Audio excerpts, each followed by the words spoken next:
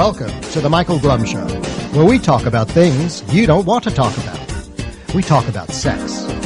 We talk about politics. We talk spirituality and substance abuse. Join us by calling 800-699-0980. Think, speak, and be heard. Here now is Michael Blum.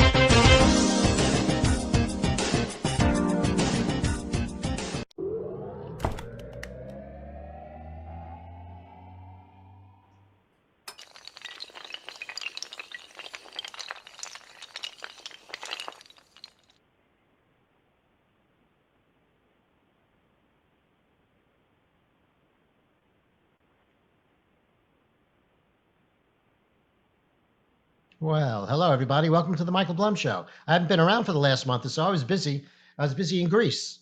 And I don't mean the type of cooking Greece. I mean the country Greece and the islands there. I took a little cruise out there. It was a well-needed vacation that I took after having some issues in August. My August was pretty lousy. But anyway, I'm not going to get personal about myself today. We have a pretty good show set up for you. We're going to be talking about criminal justice. And, you know, criminal justice, English is a great language. You can look at criminal justice two ways. You can look at, what does that mean, criminal justice? That could mean justice for criminals, right?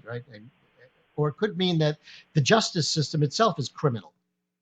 You can take it however you want. And since I've taken it both ways, I think we should get right away to our guests. Tonight, we're going to be talking about all of that stuff that's happening with college and college scandals, and about how wealthy people managing to kind of tap the system and push it in the direction they would like. And with us, we have our special guest for the evening is John Paitakes. John is a really interesting guy.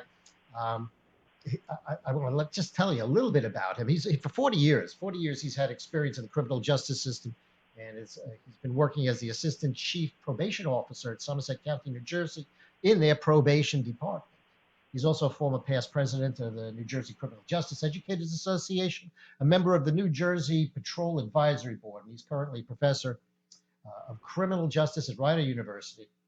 And he's taught criminal justice at both Seton Hall and Rutgers University, Rutgers being one of my alma maters. So we want to welcome John Paitakes to the show this evening. John, how you doing? Good. Mike, glad to be there. My pleasure to have you on. We tried to dabble a little bit with video earlier today, but that didn't really work too well. So we're going to stick right now to an audio format only tonight. Folks, if you want to reach us for any reason, have something to contribute, the number is 800-699-0980. Again, 800-699-0980. John, so you've been doing this for a long time. 40 years is a long time to be doing any one thing.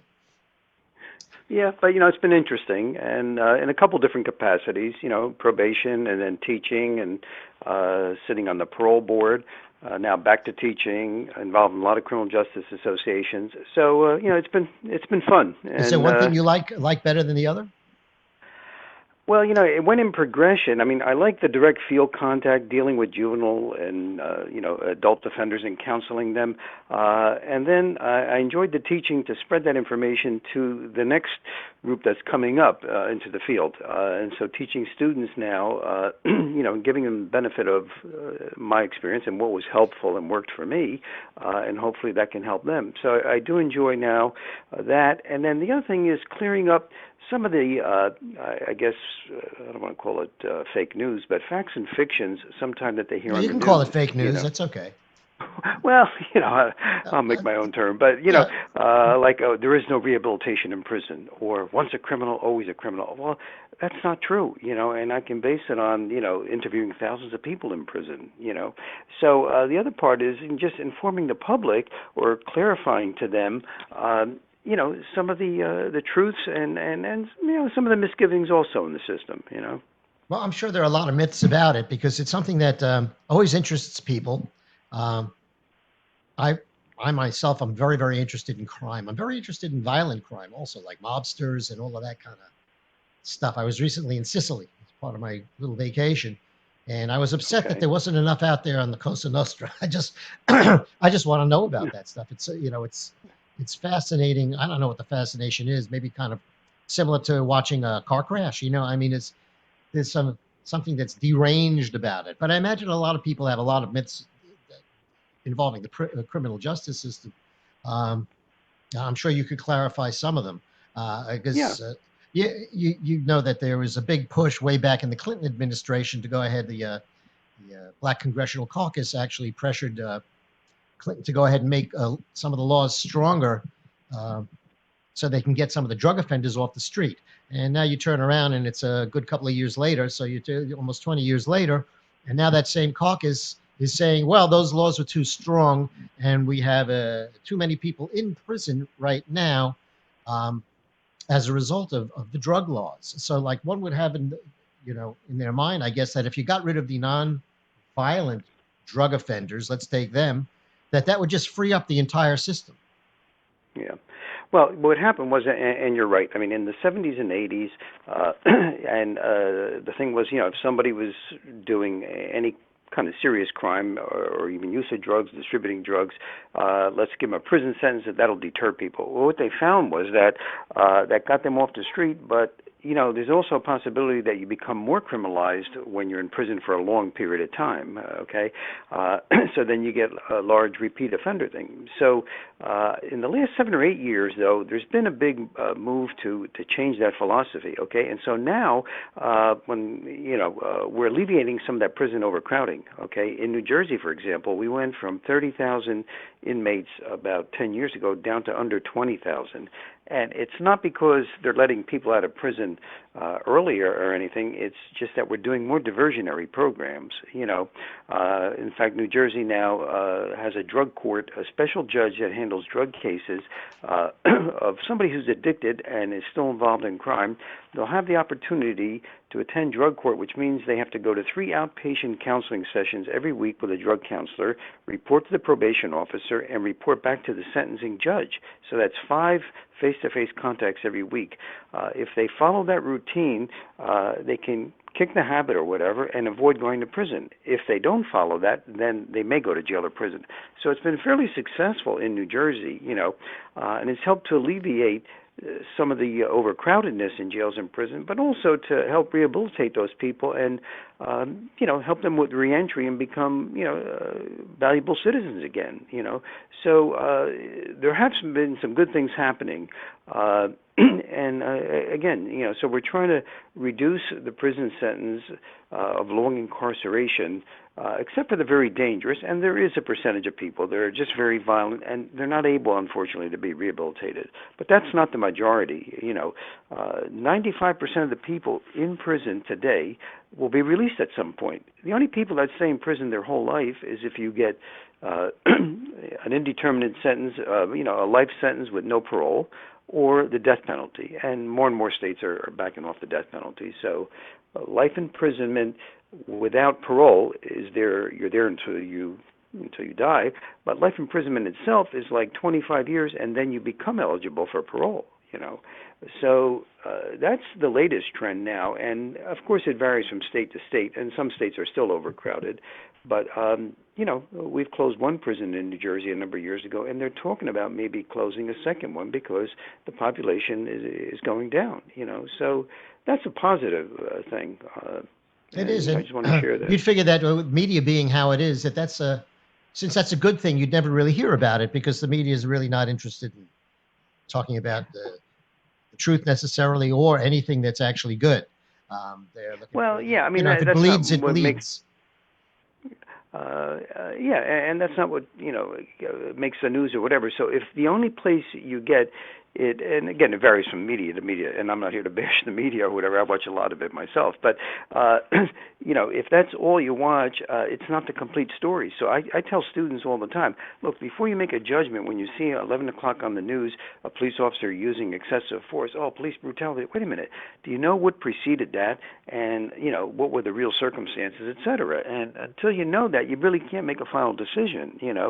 But again, a lot of people, if you're not involved in the system or working in the system, you might believe that, and it's not accurate, So that's kind of one of my charges now at my stage of my career, to clear up a lot of those, misinterpretations or misinformation, and I do it for college students, and then I do a lot of public appearances at other, service organizations and media like yourself, It's amazing to me how bashed upon the police get. I mean, it's a difficult, difficult job.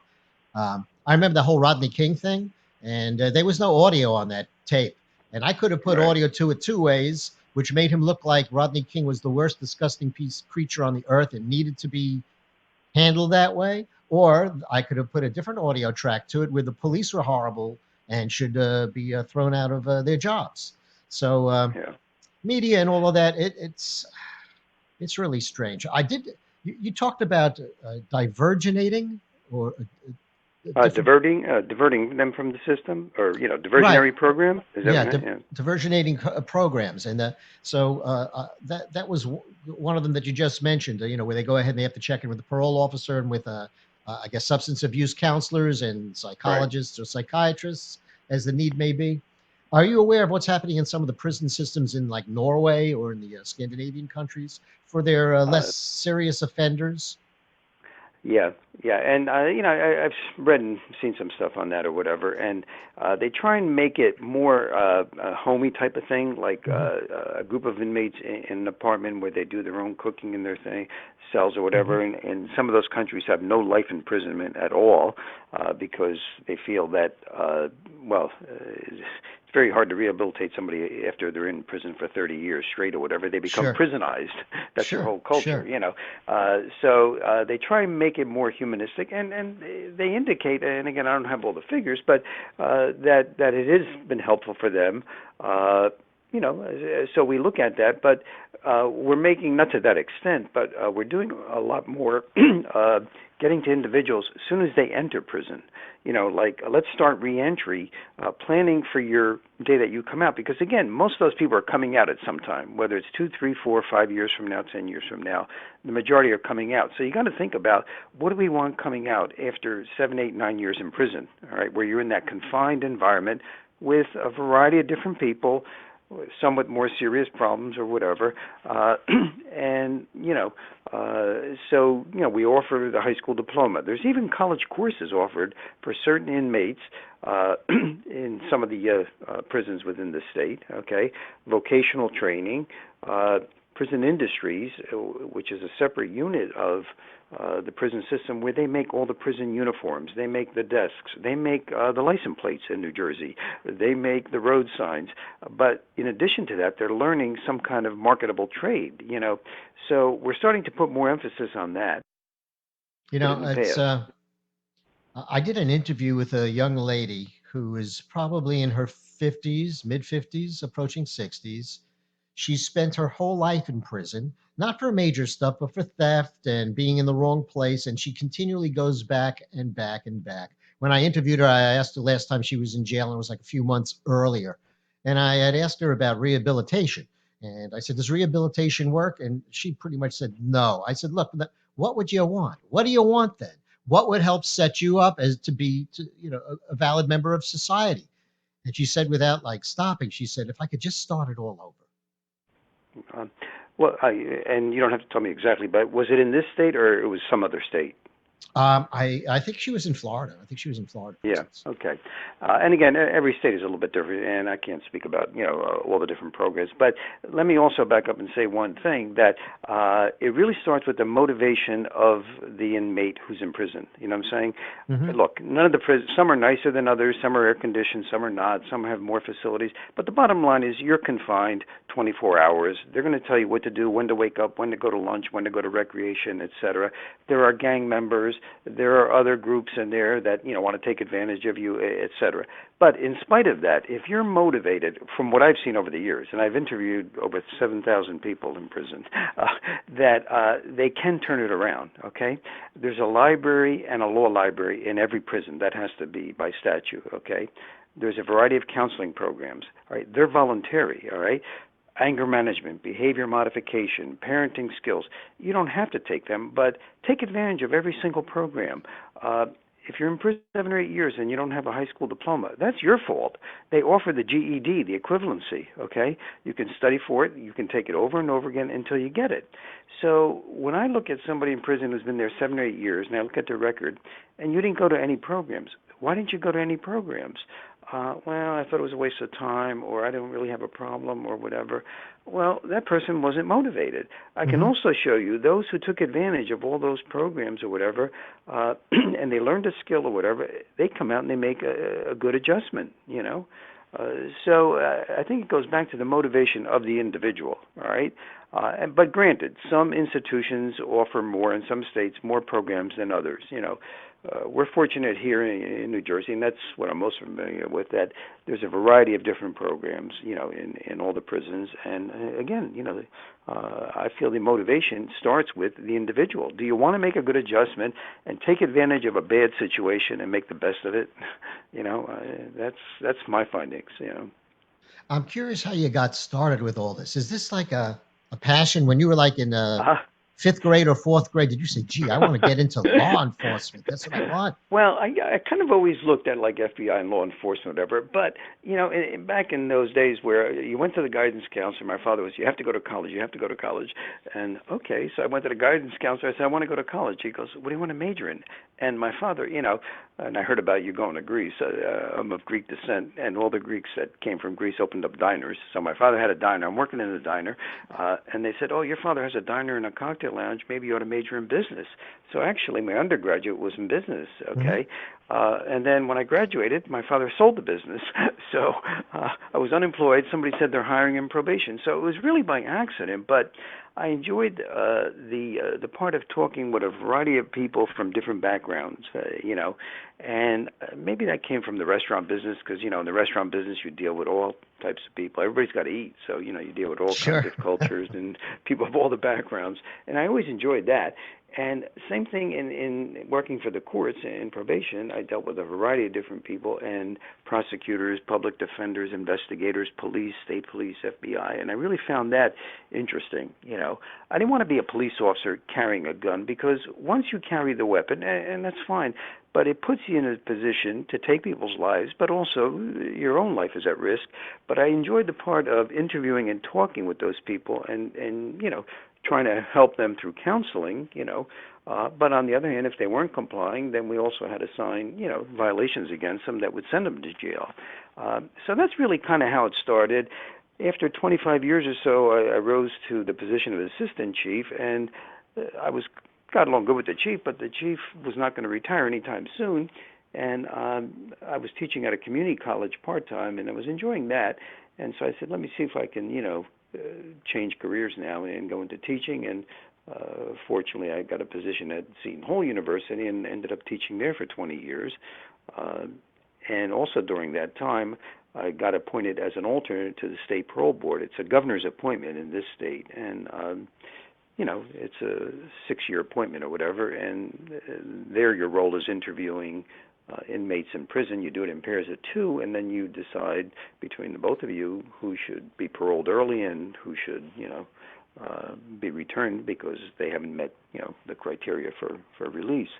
So, I'm kind of enjoying it all now, and all the experience has been helpful, and what I'm doing, and I miss the teaching, so I'm alumni from Rider University, and I went back there a couple of years ago to teach some courses, also because I enjoy the students and helping them get ready for their careers.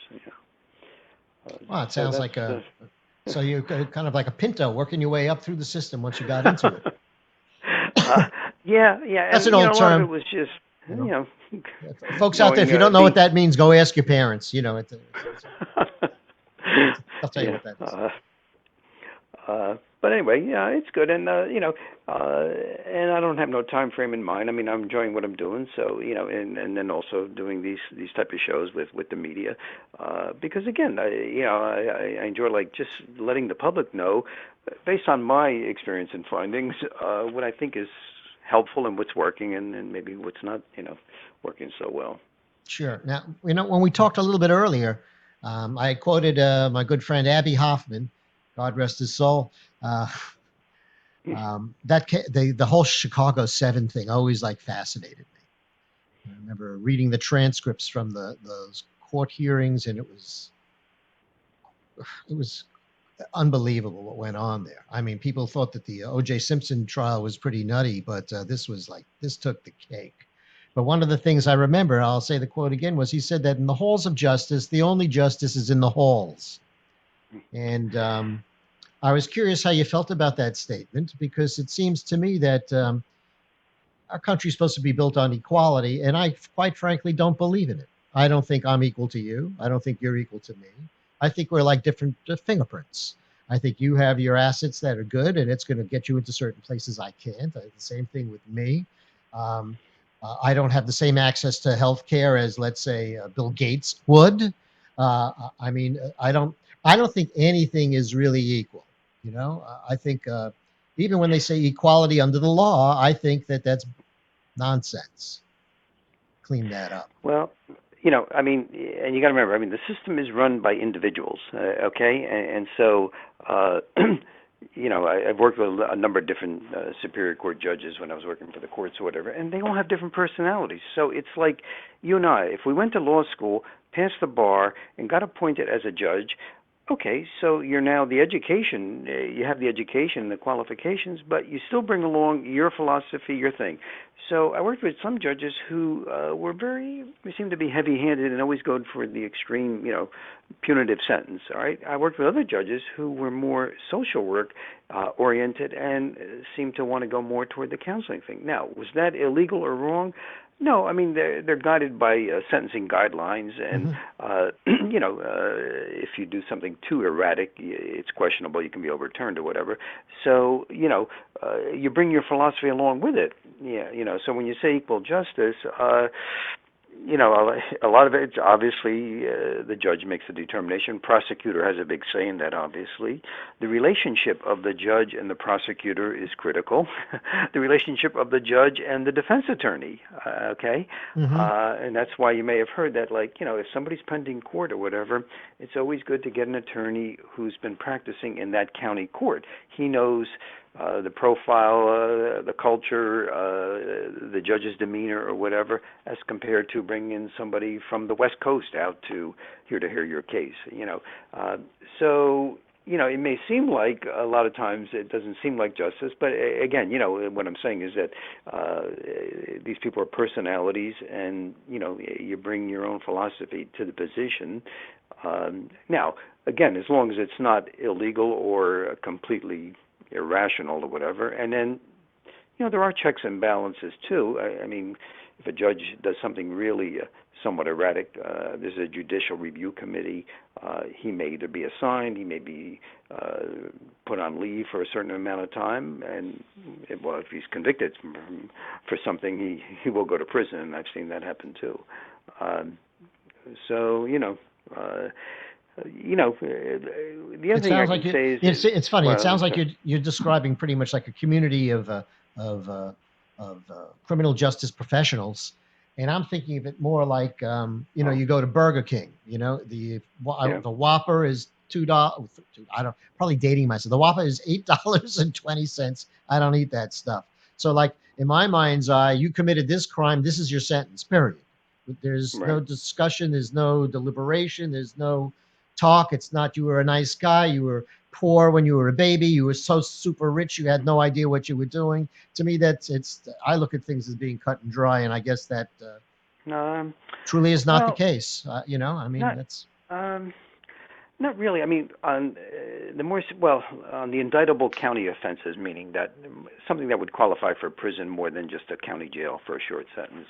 Uh, it's mandatory in this state that there be what they call a pre-sentence background. It's a social investigation. So before the person is sentenced, like even if somebody's found guilty today with murder, they don't go right to prison. Okay, they're guilty, and the judge says, "I'll sentence you in 2 months from now." So think, why did he put it off for 2 months? He put it off for 2 months because it's now assigned to a probation investigator to do a background check.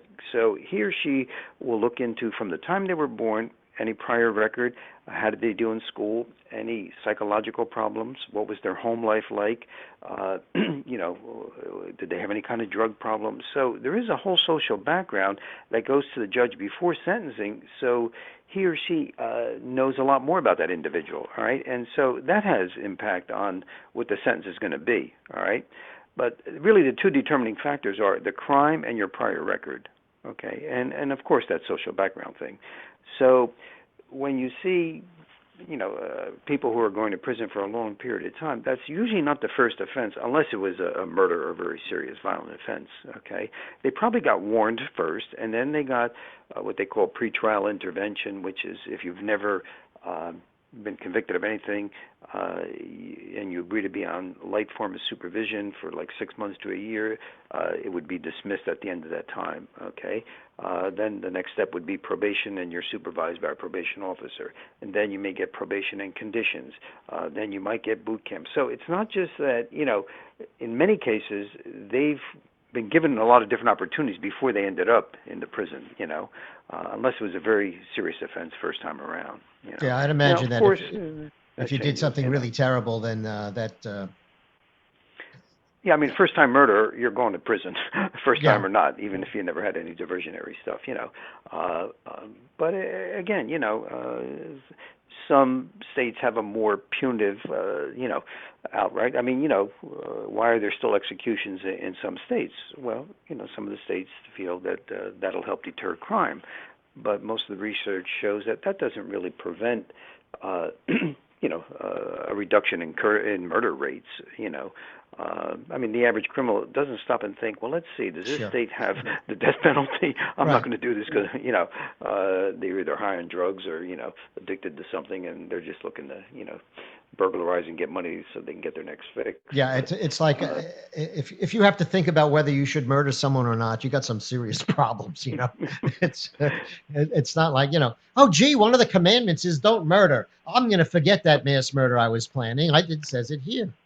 Yeah, I mean that keeps you and I from doing anything wrong, but unfortunately, a career criminal is not thinking about that. They're thinking on how to get over on the system. Right, how to get over. It's not the crime. It's if you get caught. It's yeah, old story. Recently, we've had some really fascinating stuff though happening. I mean, you have that whole case with Jussie Smollett, I think up in Massachusetts, where as a layman, it seemed that there was ample evidence, and the police department were like ready to move. And because he happens to know someone, Michelle Obama, then we just forget about that crime. It's not important anymore. This is kind of like the celebrity criminal, if you will. And the way you saw it, I assume that you kind of agree with me that that's just something happened there that really ought not have. But, well, yeah, I mean that kind of thing can happen if somebody has some higher up connection or whatever. I mean, that has happened. It's not right. It's not justice. It's not fair to you and I, let's say, who don't know anybody up there. But again, I mean, ultimately that's up to whatever the judge and the prosecutor are in that area. I tell students one of your most important factors is after you get your degree is your credibility and your name. Like, what do people think of when they hear Mike Bloomberg? Oh, he's a great mediator, et cetera, et cetera. I said, and that's once you make a mistake or some major lie or whatever, how long does it take for the public to forget about that? All right. Now, I mean, there's no exact thing on that, but if you're in criminal justice, I tell them you guys are held to a higher standard. If you're a police officer, it's not just that 8-hour shift. You go out at night, you're still a police officer. You have to, you're held to a higher standard. That's all there's to it, And so just keep I it in think mind, that trust, once you've broken a trust, you're done. I mean, well, I think, I mean, it could take years before, or you'll become stagnated in your position as long as it wasn't anything illegal. But you don't want that. And again, I mean, I'm trying to prepare that next generation for going out there and taking those positions. So, if you really don't think you can, be held to that, then maybe think about a different career. So, I mean, one thing I will say that we are, I noticed in New Jersey anyway, we're getting a more educated and better trained person coming into law enforcement, even though the college degree isn't necessarily required in every police department in the state. It depends on each county. But if they're looking to hire and you get 25 applicants and 20 of them have a college degree, well, that's the ones you're going to look at first. And even though it only Sure. says you need a high school diploma, you know what I'm saying? So I'm Hmm. seeing that happen. And you're also getting people with a master's degree going into it. Now, I mean, the other thing is New Jersey pays pretty well in law enforcement, and the benefits are good. So the positions in this state are very competitive to be a police officer today. That wasn't the case 30, 40 years ago. You know, you could finish high school, pass the physical, you could be a police officer. Not the case today, from what I'm seeing. You know, and again, on the upside, at least we're getting a better educated and better trained person in the field. The downside, I told the students, is look, you guys have to prepare yourself more than just a degree. You know, can you speak another language? Do you have some further certifications? Do you have great technical skills? You want to differentiate yourself as much as possible, so you're considered. Sure. Extra Um, always helps. That kind of extra is good.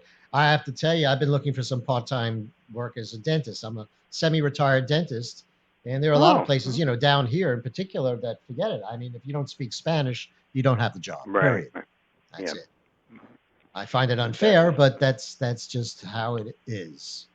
So, Well, yeah, you know, yeah. And, I mean, Spanish is one of the main ones, but any other language is still like an advantage, sure. Uh, and they'll even make they'll give you a preference on hiring if you have some special skill that most of the other candidates don't have.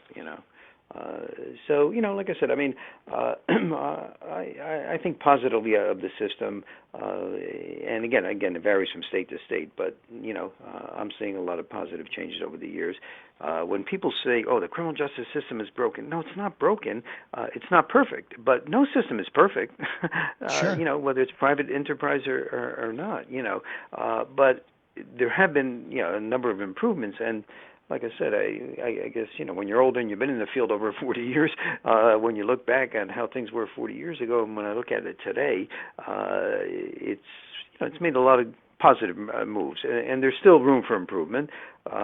But I think we're moving at a faster pace now in the last few years because the public is just so much more aware of that, and with the cameras and everybody's videoing everything, you're always on display if you're in criminal justice. So you better make sure you're doing I, the right thing. Mr. Patakas, I got to tell you, I leave my little house, which has its little video cameras in all the rooms. I get into my car, go Okay. down the block, which has the video cameras all over the intersections. Then I go ahead and I Yeah. go into that 7-Eleven or whatever it is to get my coffee, where I'm further videotaped. And Oh, I, geez. you know, I hope I look good on video because there's a hell of a lot of me out there, and that's just me. So, Yeah. you Yeah, know. no, you're right, and that's just you. But again, if you're the police officer, you better make sure you're marching to the right tune That's at all right. those places. And again, I mean, I feel the majority are. There's a few bad apples out there, and it's true in any Well, organization. yeah, or But any profession. Always the case. There's always somebody that's doing it for the wrong reason. And you know. I mean, look at it with teachers. If you're a pedophile, that's a great job. Oh, yeah, yeah, oh yeah.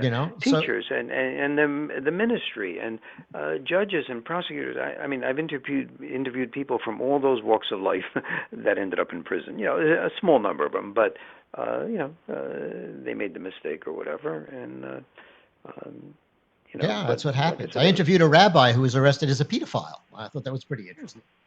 Um, he, he had quite an interesting story about it. He claims that he said he just got involved. He had never used a computer, and then somebody in the congregation said, "I'm giving you a computer to use, Rabbi, because you need to be with it in this correct century." And he found a porno site, and that got into more crazy porn, and eventually it became child abuse, child porn, and he couldn't get rid of it. He couldn't get it off of his mm, system. He knew it was wrong. He felt guilty about it. So he asked this guy to help him get rid of the stuff that was on his computer. Instead, the guy called the FBI. So, mm. so that was the end of him. So there's all types. Is there someone in your recollection who really wound up in the criminal justice system, but really is like should never have been there, and it's just like it doesn't fit any of the models that you would usually find? Yeah, I've seen some prominent people in different attorneys, judges, prosecutors, even, Hmm. who had gone out someplace and had a few drinks at some kind of social event or whatever. We have some pretty strict drunken driving laws in this state, especially if you get in an accident or especially if you kill somebody because you were under the influence. It's a 5-year mandatory prison sentence. Okay, if you didn't kill them, it might be like a 3-year prison sentence. So here's somebody who has a prominent position, no prior record, had a couple drinks, and look, we've all been out socially and maybe had a drink or two or three, and if you were stopped, you might be tested that you were under the influence, and they got in an accident, and then all of a sudden, if they hurt somebody or whatever, they may end up in prison, and yeah, that's kind of sad. I mean, the person had a great reputation before all that or whatever. It may not taint them for the rest of their life, but they're an ex-felon now when they come out. Well, now are you going to go to that attorney who served time in prison? I mean, he paid his price back, and he's been redeemed, but and then not to say how the toll that it'll take emotionally and on him and his family. So yeah, those kind of cases are. You can understand how it happened. I mean, it doesn't make it right, and they always tell you don't drive and drink or whatever. But you know, that there's a number of people that are leaving a party and have had a number of drinks, and luckily they made it home and nothing happened. So that can happen. Have you had any experience with celebrities? I mean, celebrity prisoners? Because with all Um, that, with the scandal with the universities and the colleges coming up, yeah, it yeah. looks like there may be some celebrity prisoners. And I'm curious if I'm sure they'll get Um, treated differently.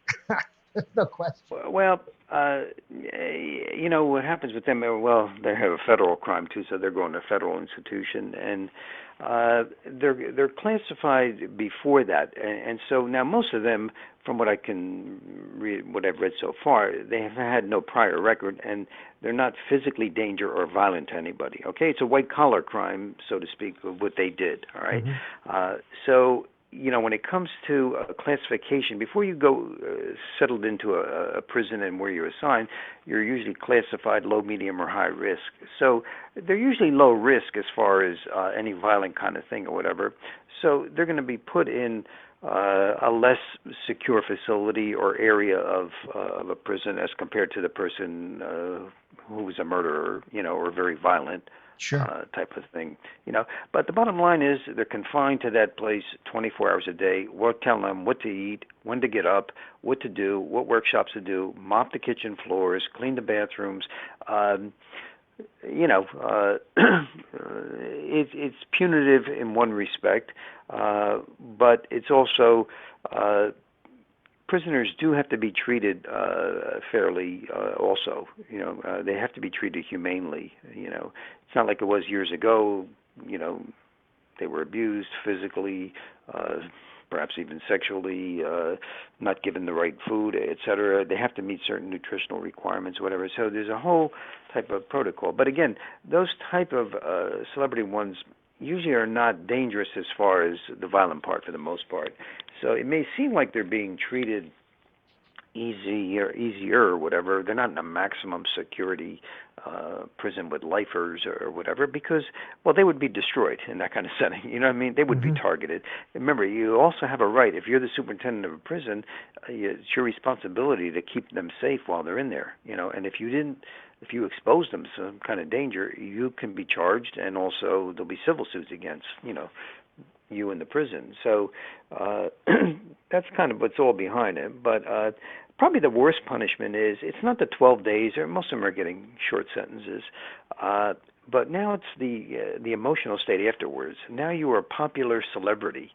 Okay, you serve time in prison. You're an ex-felon. Okay, your family, your friends, your fans. Emotionally, that could be very depressing. And I've seen people go downhill. Not celebrities, people in judicial, prosecutorial positions who made a mistake and ended up in prison. Well, Life it's was not like the same. no one really cares if my rabbi cheats on his taxes, and no one really cares if my accountant has an affair. But if you switch that up, it's not good. It's just not good. Well, yeah, and yeah, I mean, it's your name and your family name and your kids and your relatives. Now, what do they all think of you? You had a great position or whatever, and that's what I always wondered about. Well, I have my own idea on it, but why would somebody who's making a great salary in a prestigious position do something foolish? I don't know, bill $10,000 or you know.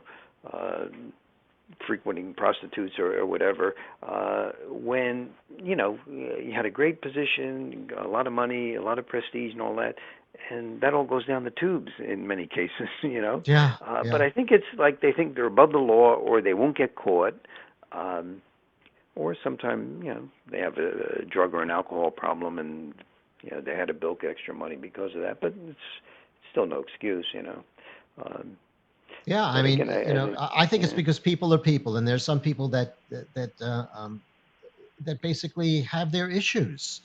I mean, it used to amaze me, like particularly with a multimillionaire, give it like George Michaels passed away. This guy could get any man or any woman he wants in the world. Why is he exposing himself in toilets in national parks? I mean, Mhm. it just doesn't. None of it. Well, Bill Cosby. Yeah, Another yeah, another right. one. I mean, Yeah. this guy's a guy who has everything, and he can get whatever the heck he wants. Why would he? What? And it's because his need was to go ahead to drug women. That was it. It's Yeah. like Uh, it, and it, again, I think they think that people would not pursue against them because of their, and who's going to believe me? And this guy's so wealthy and has so many connections or whatever. Uh, but uh, the victims are now coming out more and more than they did in the past. I noticed that. Especially like rape victims or females that they need were to. They need to, and sexually. they need to do Yeah, it yeah, quickly. Because to be quite honest, if you waited 15 years to shut the hell yeah, up, I don't want to hear from you yeah, anymore. You yeah, lost your yeah. opportunity. The window's gone. Um, and I know it's Right, difficult. and Maybe the exception to that would be someone who's very young, a child, because they don't know what they're right. doing and who are they going to talk to or whatever. But Uh, uh, it's a crazy yeah, world out yeah, there. There yeah. are people that do what they want to do just because they want to do it, and Oh, well, regardless of their position or what's right and wrong, that just seems not to enter into the issue. Um, this whole thing uh, with it's the same thing with these people with the universities. And I kind of think about, what does this do to the universities then? If a university knowingly took bribe money, for lack of a better term, and allowed you in, then what does that say about that particular university? yeah, yeah. It's Well, it says it's all about money. Yeah, yeah, I mean, you see what the tuitions are yeah. at various colleges and universities or whatever, So and I can't even get it with these wealthy actors or actresses. Couldn't they just, you know, go in well, and they're make a really not doing the. donation? That's usually how it's done. I'd like to build you a Right, library. right. That's right. Yeah, yeah, you know, exactly. A lot of them do that. But you're really not doing the kid any favor because of if course they not. got into one of those prestigious schools, they're not going to be able to keep up with what's going on. Hmm. So it's going to catch up with them anyway, unless you continue to pay off, professors and deans, et cetera. So it backfires on their own child. And it's surprising. I mean, these aren't dumb people or whatever, but the thinking process. A lot of it was for their thing. The prestige of the parent. Oh, my son or daughter goes to Princeton or some prestigious school. But Yeah, I guess it makes them feel better, but it has nothing to do with the child necessarily. And most of these people tried to do this in a way that it was clandestine. The kids never knew. They didn't yeah, want their children to know that someone else took their SAT, or that the athletic coach was paid off, and that's the only reason they're there. Because that's devastating for a kid, for anybody. You think you're there on your merit, and you find out, well, it's because someone paid someone off. It's a pretty terrible way to well, start an undergraduate education. But yeah, yeah, so and I'm assuming that these celebrities, they'll get some type of slap on the wrist, pay a small fine, and they'll be out tomorrow. well, And a number of them got short sentences, like Mhm. 12 days, 15 days, or whatever. Yeah, I know they're all Uh, changing their pleas now to go ahead and, I guess, appease whatever judge well, yeah, they think going to be in front of. But if you notice, they were coming up with more charges on some of them now, Mm-hmm. bribery charges, et cetera. So, and I think they said that could tack on, the eligibility of 5 more years incarcerated. But normally, whoever didn't take a plea bargain and you end up going to trial and found guilty, you're going to get a heavier sentence. That's normally the way it works. Sure. Uh, so the ones that came up and said that they were repentant and looked very emotionally down, et cetera, et cetera. The other part depends on they're not all going to get the same judge. The other ones pending sentencing, they may get a harsher punitive judge. You know what I'm saying? I mean, Sure, you there don't are know. sentencing. Yeah. So I think you may see, especially those that are going to trial, that they may get a longer sentence. Hopefully, you don't get to the hanging judge. That guy. But yeah.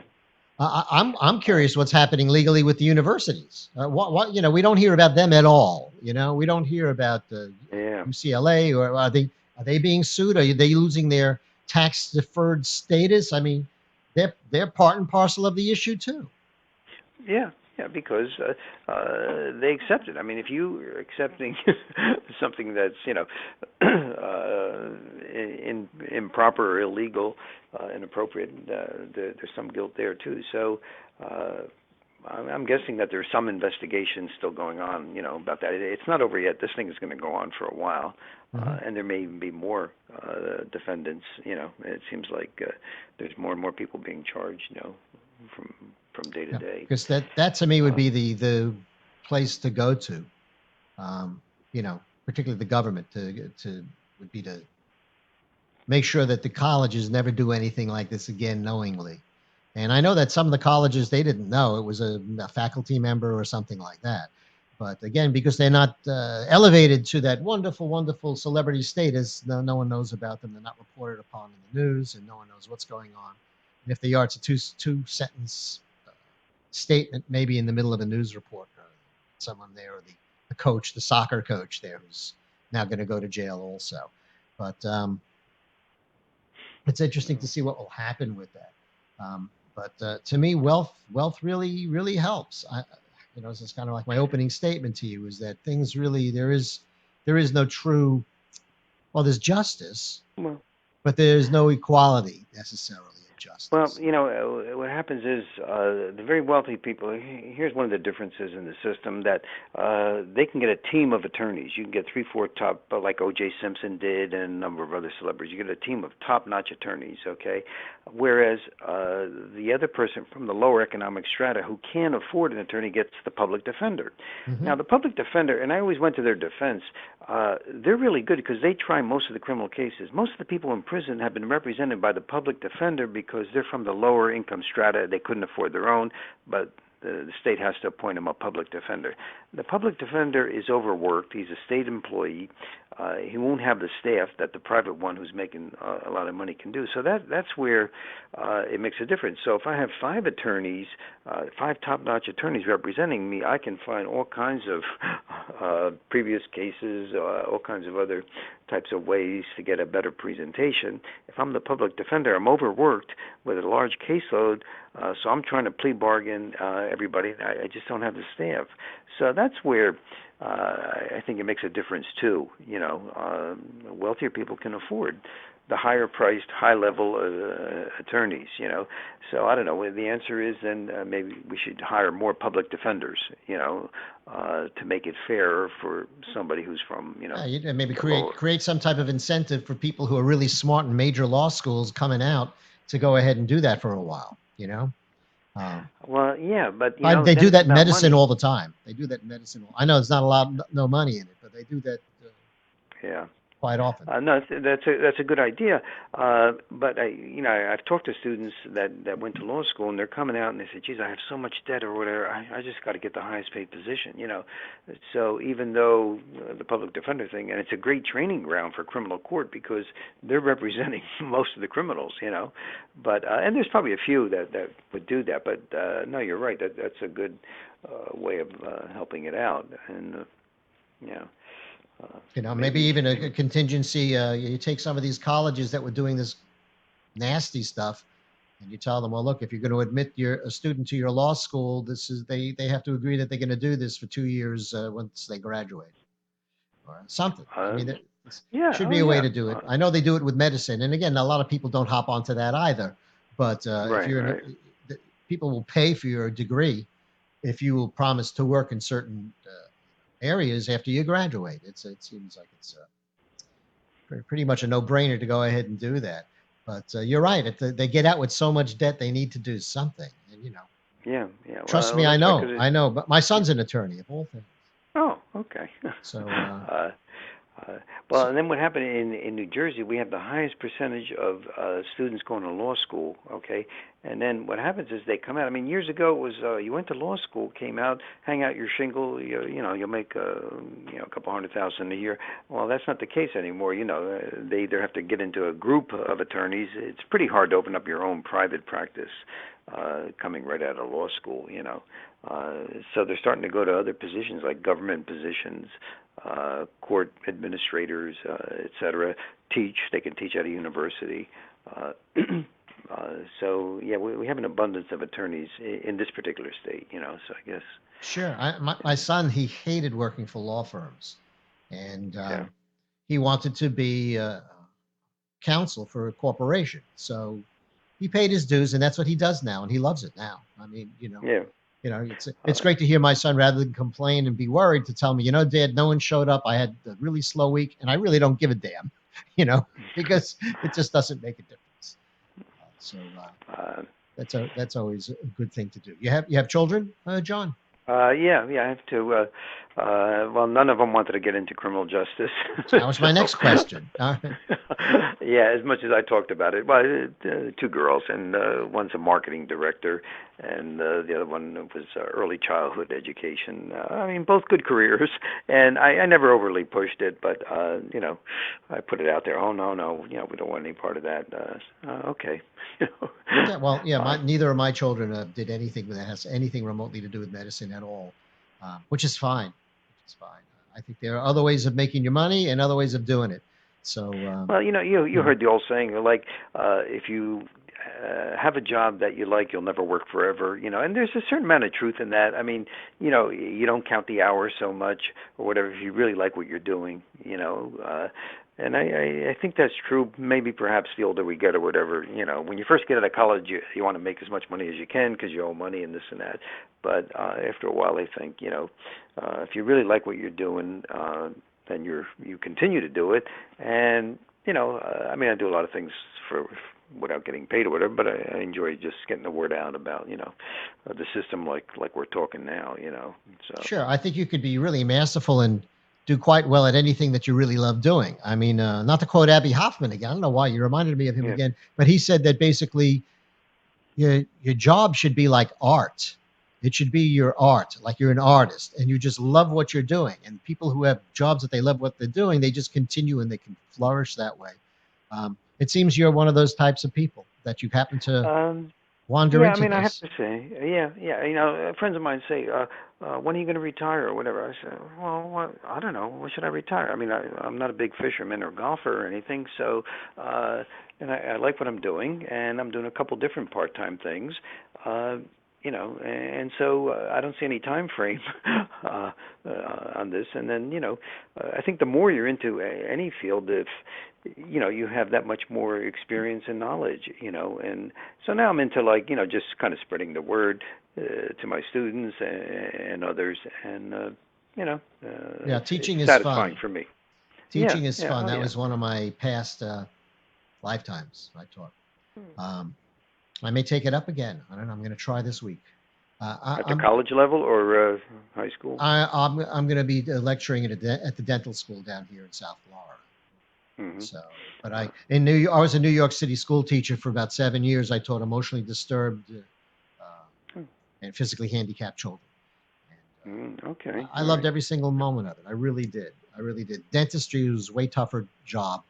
Um, and the reward there is way more on the financial end rather than on the emotional end. Hmm. It was a Uh, pleasure getting a kid out of my class into a regular class, out of the special ed system into the regular system. That to yeah, me was a yeah. I joy, and certainly on my deathbed, I'm not going to wish I did another denture.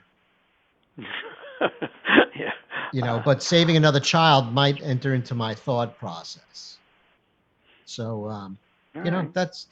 that's how life is. Everyone's got their own thing. I'm glad you found your niche. It sounds like you're really having a good time doing what you're doing. Um, I hate to end on this is a good time to end on such a positive thing. I was curious how you felt about like the narcotic situation that's going on in the United States and what that's doing. Is that overflowing the prison system, or is that again another myth that's being just Um, propagated by media, or do you see any real big change? uh, well, and again, I'll say that it varies, from state to state. What we did with one of the prisons in the state when population went down was to turn it into a therapeutic prison for those who were drug addicted and had emotional problems. So it's under the correctional system, but they're getting therapy every day. Hmm.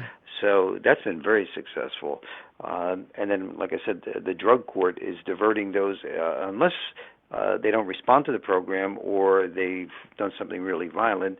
They're going to be given the opportunity for this drug court, which is outpatient. I told you about that before, but